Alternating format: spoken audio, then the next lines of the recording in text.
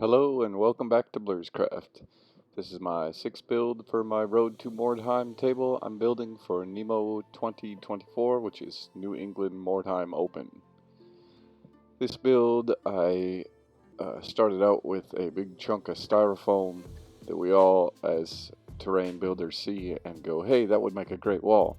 But I also wanted risers as well for this particular table. Now these are really large for risers, but I thought it would give a very dynamic aspect to the table. Here I wanted to put this little section in of me doing some concept art. I do quite a bit of that before I really started building, because it gives me something to go back and reference to. They're not the most highly detailed because it's just me getting ideas out.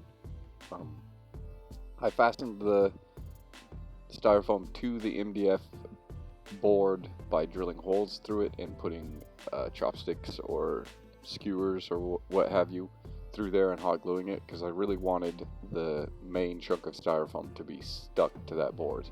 I knew if I did that, then anything that I glued or fastened to the styrofoam would be very secure. I really liked the large opening in the bottom of the styrofoam. I felt like it looked like a maintenance hatch to a sewer, and whoever built this shanty built it up on stilts to keep it from being flooded out. Possibly the bottom floor did get flooded out, and that's why they moved to the second floor and just built up. I built the first floor, putting in some windows and a door, and then built this little outhouse hanging out the side, which ended up becoming a kind of theme to this whole sewer drainage castle wall / riser thing here. There will be more pieces to this that will all line up modularly, so it will end up being able to be used as well.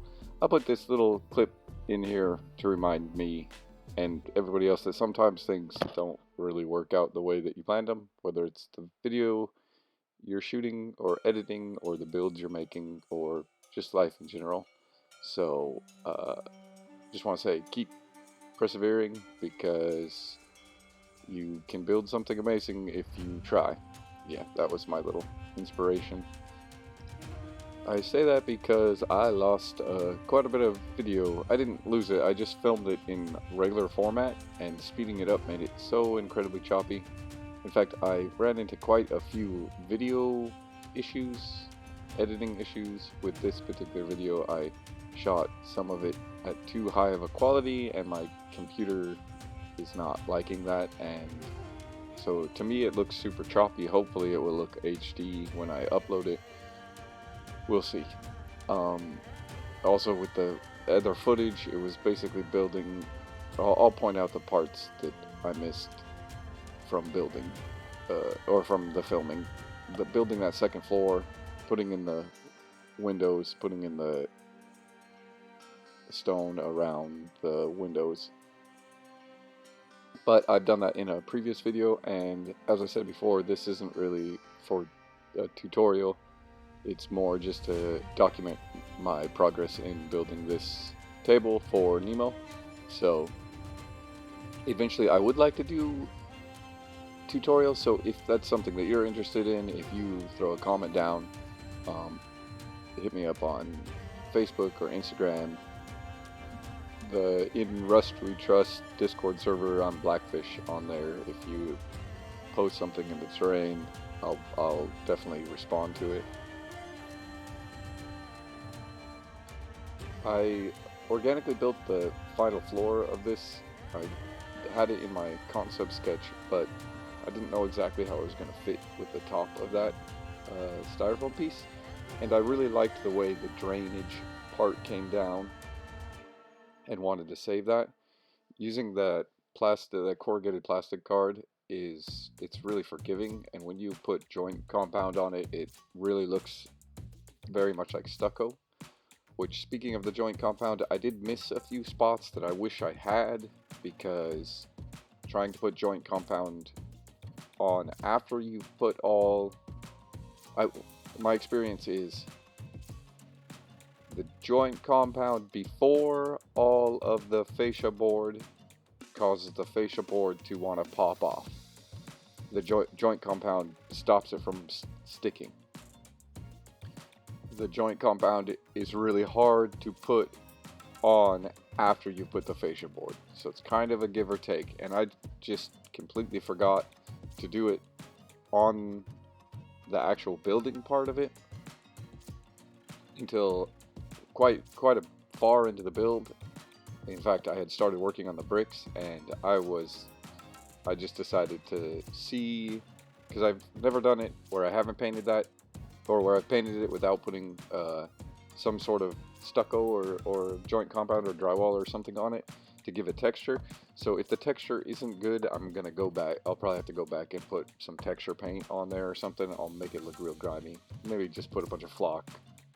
I built the frame for the stairs and the walkway out of balsa wood, and then the actual stairs out of popsicle sticks. It's an interesting technique. I tried to do another style here as opposed to the way I did in my last build.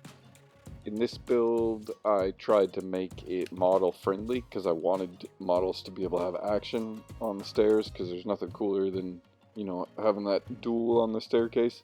So that staircase is actually model friendly. If it's on a smaller base, it'll fit underneath, it'll slide underneath the stair in front of it. I did all of the banisters with a hand drill, which is another tool that I suggest. After that, it was on to the brickwork, which takes up about 75% of the terrain piece, so I knew it was going to take me a while.